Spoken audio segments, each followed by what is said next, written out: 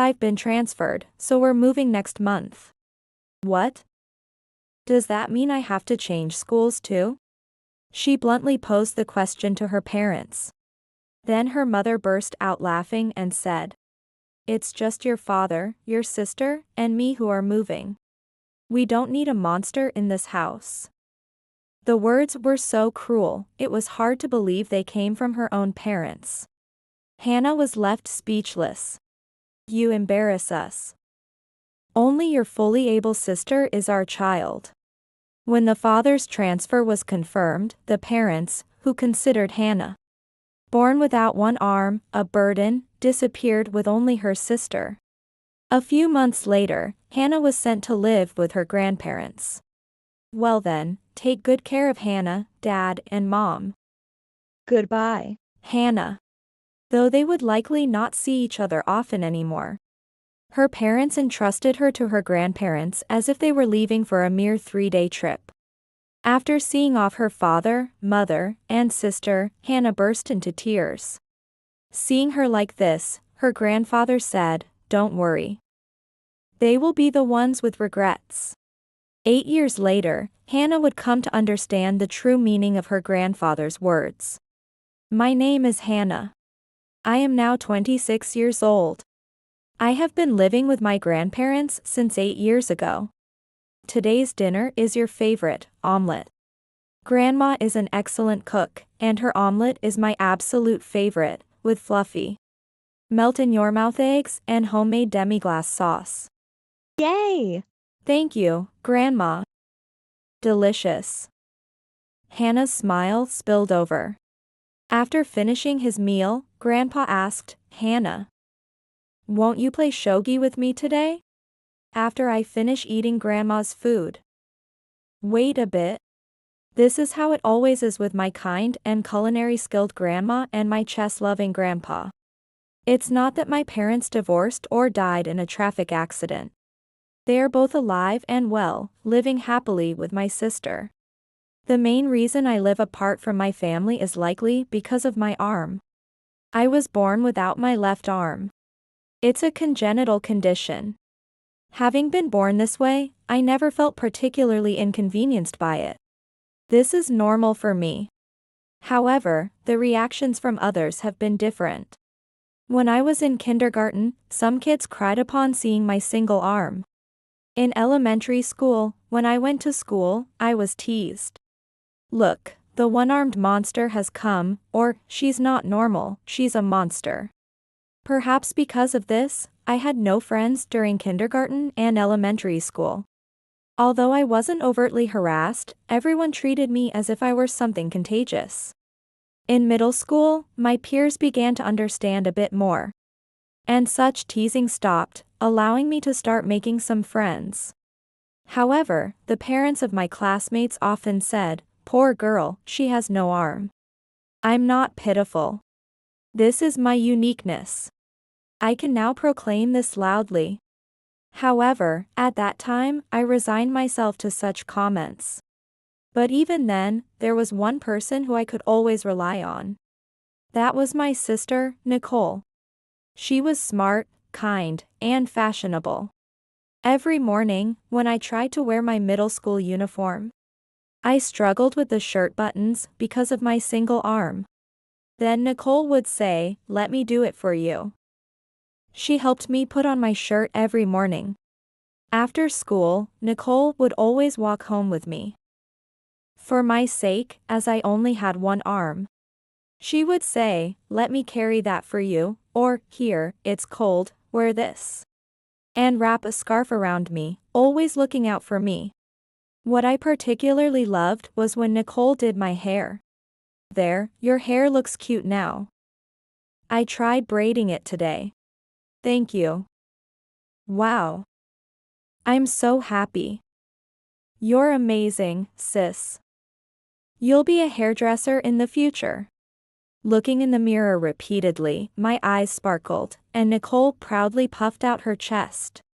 At that age, I was interested in fashion, but doing my hair was difficult with one arm. And I was always happy when Nicole made it look cute. Most of all, I was happy that Nicole seemed to enjoy doing these things. We watched our favorite idols' YouTube videos together, drew pictures, and played pretend cooking games. I think we were very close sisters. However, my impression of my parents was a bit different. They were very conscious of societal perceptions. From a young age, both Nicole and I heard so often that girls should be like this, that it was grating. My father often bought expensive cars to look good, and my mother dressed in beautiful clothes. Despite not being particularly wealthy, my parents stretched themselves thin for appearances, constantly complaining at home about money. Moreover, they gossiped about the neighbors, saying things like, "That person is divorced," or "That child went to a good university," always concerned about how they were perceived. Perhaps for them, my existence wasn't something to be happy about. Nowadays, I can bathe alone, but back when I was in elementary school, I couldn't do it by myself. So, every day either Nicole or my parents had to help me bathe and wash me. Nicole always made bath time enjoyable by talking a lot. However, when I bathed with my parents, they would hurriedly and roughly wash my head, saying, "All right, let's wash your head." Sometimes their nails would hurt me, or they would leave soap in my hair. And they were generally careless. Once they finished washing my head, they would throw a towel at me and leave the room without a word. At home, I use drink pouches that can be poured with one hand and a water dispenser. But sometimes when I go out, I drink from a plastic bottle. When that happens, I ask, "Dad, could you open the bottle cap for me? I want some water." But he clicks his tongue and then opens it before handing it to me. When I ask for something, my parents mutter, "What a pain." I used to think I had no choice but to accept it, but it still made me sad. However, I did not dislike my parents. "Where shall we go today? Nicole, what do you want to eat?" "I think pizza would be good." It's easy for Hannah to eat too. On Sundays, our family of 4 often went out to eat. I am indecisive, so when asked what I want to eat, I often hesitate and can't answer. So my father, mother, and sister always decide the place. I watch them discuss with a smile, saying, "I want this," or "I'm in the mood for this today." I like eating delicious food outside, but more than that, I enjoyed the time spent eating face to face with my whole family. One day, when we went to a pizza restaurant, I could hear a family seated next to us. "Mom, why does that person not have an arm?" It was a very hot day, and I was wearing short sleeves, which made it immediately apparent that I was missing an arm. It seemed like a mystery to the child. The child spoke quite loudly, so I could hear everything. Then, the child's mother began to explain. "That person is sick." "What?" "It's scary to not have an arm." "Why don't they have one? Everyone normally has 2 arms." "Why?" "Do not stare so much. That child is not normal. That's why they don't have an arm," said the child's mother. I often overhear people whispering about my arm when they see it for the first time. But isn't this normal? For me, this is normal. I thought to myself, feeling a bit down. Hearing this, my sister said, "Don't worry, Hannah. You're no different from anyone else. Here, your favorite cheese one. Eat up." I had tried not to show my sadness, but my sister seemed to notice. Unlike my supportive sister, my parents started saying, "Hannah, it's so embarrassing. You need to hide it better when we're out." "That's right. You attract too much attention. We need to book private rooms from now on." That's just how my parents are, always concerned about what others think. I wasn't surprised by their reaction, but my sister said, "Mom, Dad, how can you say such things?" and scolded them. I was happy that my sister stood up for me.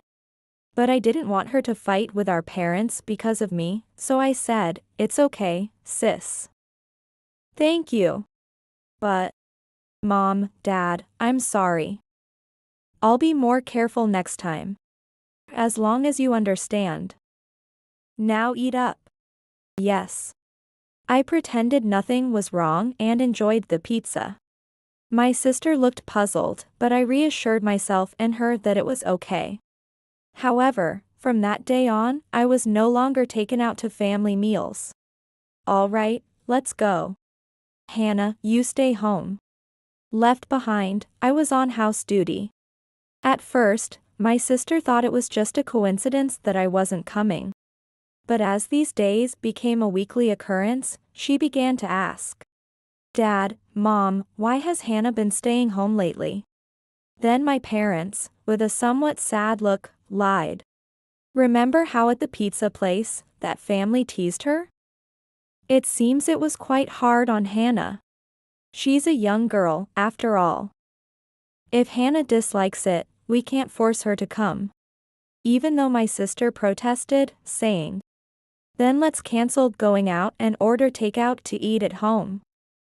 I enjoy it more when Hannah is there." Her words made my eyes heat up a little. I realized that she is a really kind sister. But my parents said, "Nicole, if we say we're not going because we're considering Hannah, wouldn't that make Hannah feel even worse?" That's right. Hannah doesn't want us to act any differently around her, right? Isn't that so, Hannah? They pressured me with their intense gaze. Behind my mother, so she couldn't see her face. I shrank in fear at my mother's demon-like expression. I shouldn't defy my parents. I can't live alone. I must endure. I must respond as my parents wish. With that thought, I bit my lip hard and forced a smile. That's right. I hated being teased last time. It's embarrassing to be stared at. I feel more comfortable watching TV at home, so don't worry about me. Really? Okay. She reluctantly accepted it. Thus, my parents happily took my sister and left the house. After they left, I tried to open a bag of microwavable pasta. But even opening the bag was difficult alone. Why can't I even do this? I was sad and tears spilled out. From that day on, my parents learned that if they pressured me, I would comply without talking back, and gradually, I was no longer taken on outings, shopping, or vacations. Hannah isn't going again. As my sister looked at me sadly, I checked my parents' expressions and replied, "Yeah, sorry." When we went on trips, I was increasingly left with my grandparents. My grandfather runs an IT company.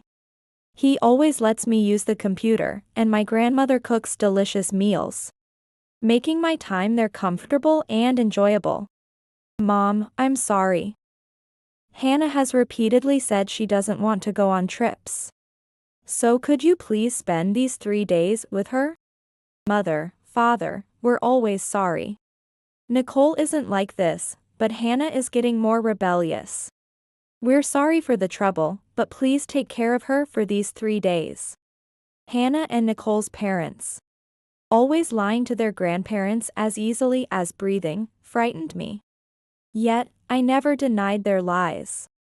"I see. We don't mind. Leave Hannah to us. Have fun. Take care." The grandparents waved off the parents and sister with a smile, warmly welcoming me. I waved back with a smile devoid of any real feeling, saying, "Have a good trip." This was the usual routine before a family trip. One day, someone noticed my forced smile. "Hannah, are you sure you don't want to go?" they asked. "Yes. I don't need to go. I'd rather stay here with Grandma and Grandpa than go on a trip." I bluffed. But it was also true. Initially, I felt lonely being the only one not traveling, but lately, I've felt more at ease with my kind grandparents than with my parents. Is that so? Your grandparents are happy when you're here, Hannah. Our home feels brighter. And if something bothers you, always talk to us. At that time, I didn't want to be asked too much about my parents. If probed too deeply, I feared all my emotions would spill out. And I might want to run away from my current life. Not knowing how to respond if asked in detail made me scared. Therefore, I appreciated being left alone. Looking back, my grandfather probably sensed my reluctance and always made it easy for me to talk, saying, "Tell us anything." However, my parents continued to treat me coldly. When people came over, they'd say, "Stay in your room. It's embarrassing to have you around." Even on hot summer days, they'd command, "Wear long sleeves when you go out, so no one can tell you're armless." To my parents, my existence was something embarrassing and uncool. But I still had my sister. She was the reason I could barely maintain my mental health. Yet, even she was taken away by my parents. Hannah, that's awful. I've had enough. One day, suddenly, my sister said this and stopped doing things like tying my hair. She also stopped helping me with the shirt she used to put on me every morning, silently assisting me only when I absolutely couldn't do it myself. Being treated coldly by my sister was harder than being treated coldly by my parents. I felt I had lost my place in this home because of her abandonment. So I decided to ask her directly. "Sis, did I do something wrong? Why do you think you've been cold lately? Did I do something to make you mad?" Don't you have any idea? You know everything." With that, my sister slammed the door and went to the living room alone. I had no clue what she was mad about. Then my mother came to me. "Hannah, I heard you made your sister mad." Yeah. "I wonder why." "Playing dumb again, huh? You called her a maid behind her back, didn't you? Even though she's been so nice to you despite your disability, that's just too much." Disabled, my mother exaggerated with disdain, though I denied it. "What? No, I didn't say that. I love my sister. I'm grateful to her, and I would never say such a thing. It was me who said it. I told her you said that to your school friends. So I made her mad for you." Chillingly smiling, my mother sent shivers down my spine. I thought, that's what it is. I realized then that my parents must be feeding lies to my sister to ruin our relationship. To my sister, our parents were kind and precious. It seemed she believed everything they said. After that, no matter what I said, my sister's responses were cold. Not knowing what lies my parents had told her, I couldn't defend myself, and gradually, the gap between my sister and me widened.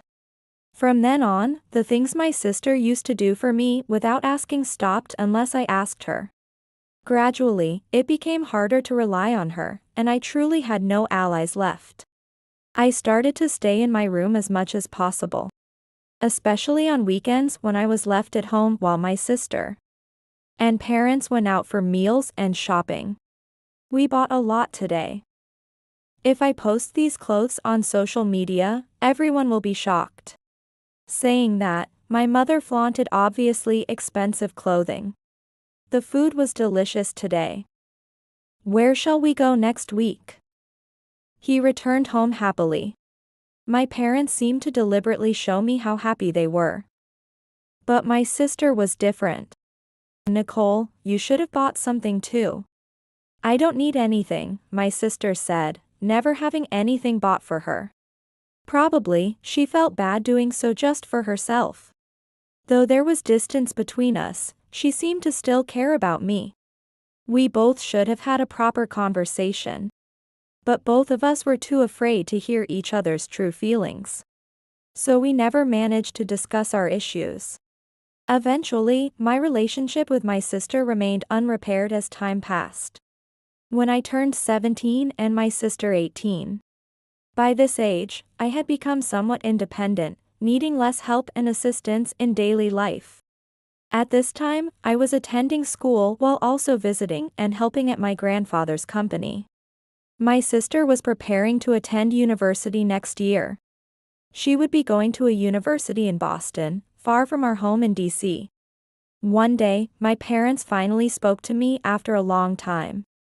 "Hannah, we need to talk." Seeing the serious look on my father and mother's faces, I had a bad feeling. That day, my sister was out at work and not at home. "Dad's been transferred. We're moving because of it." "Really? When? Do I have to change schools?" Shocked by the sudden news, I bombarded my father with questions. Just as I was finally making friends and about to graduate, now a transfer? I felt a bit anxious. Then, my mother burst into laughter. "Hannah, it seems you're mistaken. You're not coming with us. It's just your dad, Nicole, and me going." "What? What do you mean? Your sister is going to university in Boston next year, right? Dad's new job is also in Boston. So, it's just us moving. We're selling this house too. Then, where am I supposed to live?" "You should live with your grandparents." "That's already been decided." "Then you won't have to transfer schools either." But. "No buts," she suddenly yelled. "How long do you intend to be a burden to us? We only need the perfectly self-sufficient Nicole. You're just an embarrassment to be around." "Exactly. We don't need a monster like you in this house." I was speechless at the incredibly harsh words from my own parents.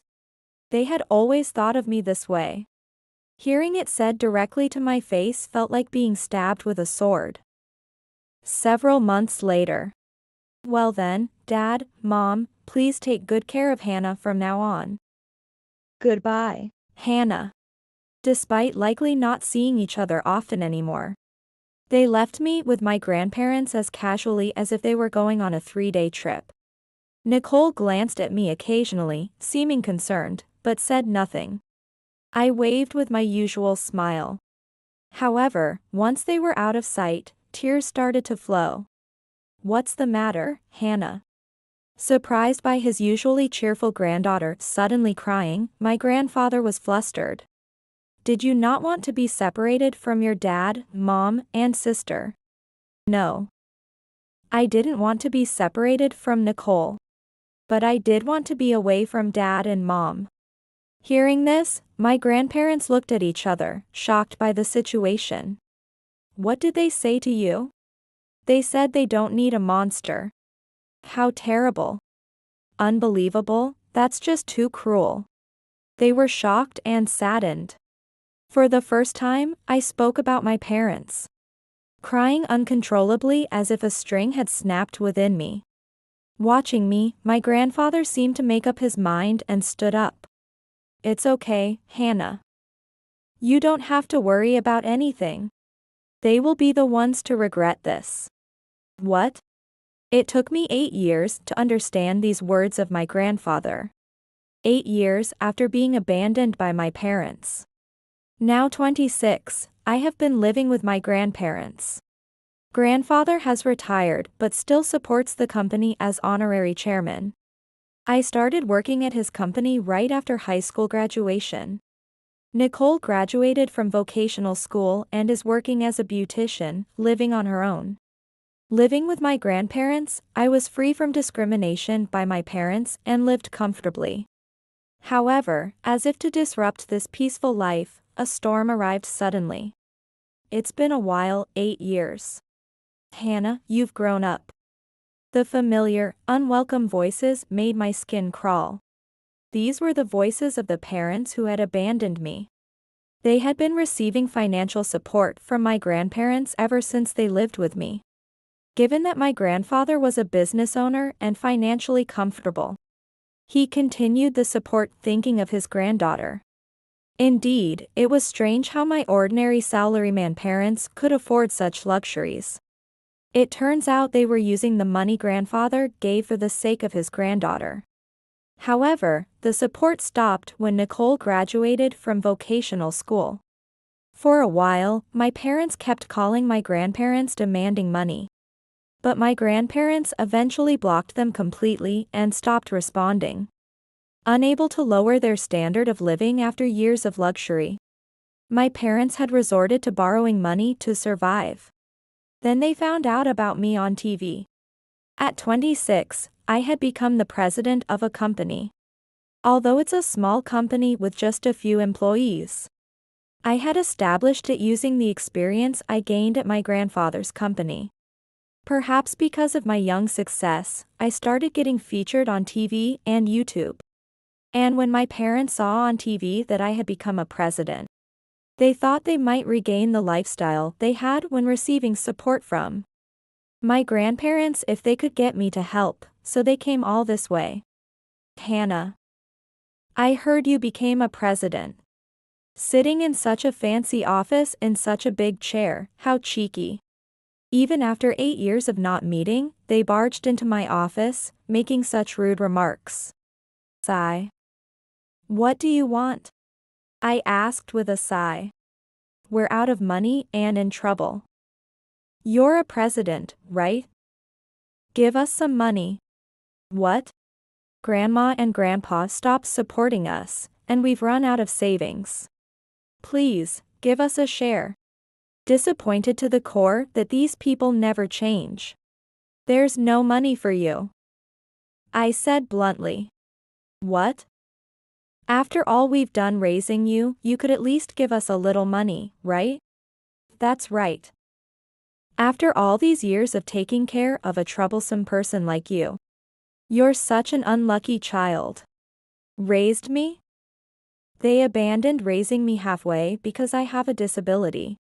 If I were still a student, I might have been scared enough of my parents to just give them the money as they demanded. But I am not who I was back then. That's rich coming from you. You've always treated me terribly. I have nothing to talk to you about. Can you leave, please? What?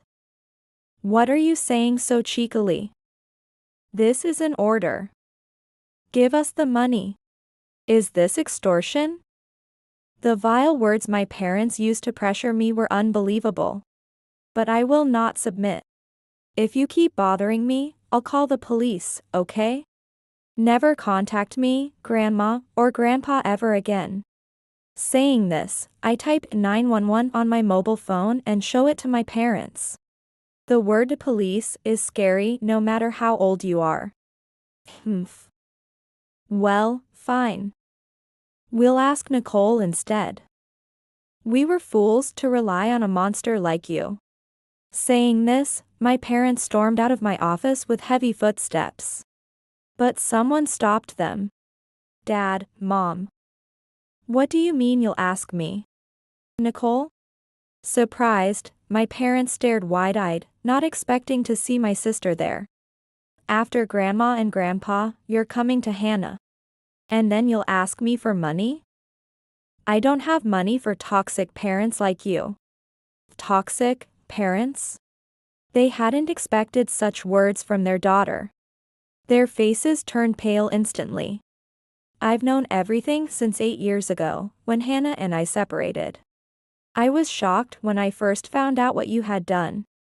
But I was happy to learn that Hannah never spoke ill of me.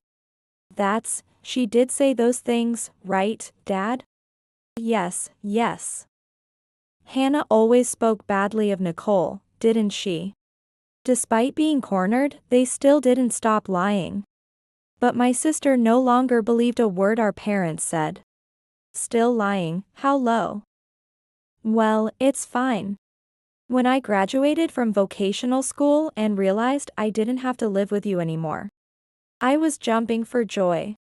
In fact, on the day I separated from our parents and sister, I told my grandparents about the misunderstanding with my sister. And they explained everything to her. Thanks to that, any awkwardness between my sister and me disappeared. And we returned to being as close as we had always been. I once offered my sister a job at my company. But she chose to pursue her dream of being a hairstylist, which she had from a young age. Still, she visits my company occasionally.